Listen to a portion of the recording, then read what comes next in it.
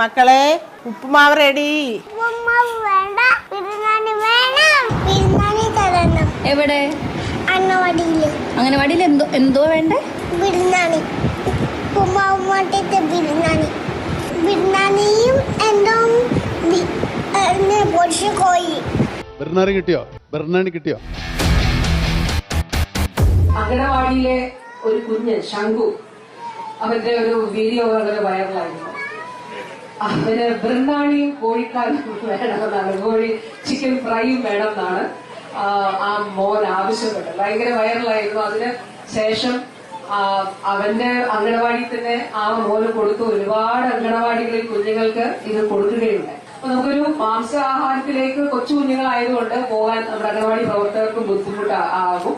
അതുകൊണ്ട് ഈ മുട്ട ഉപയോഗിച്ചിട്ടുള്ള ഒരു മുട്ട ബിരിയാണി നമ്മൾ ഇതിൽ ഉൾപ്പെടുത്തിയിട്ടുണ്ട്.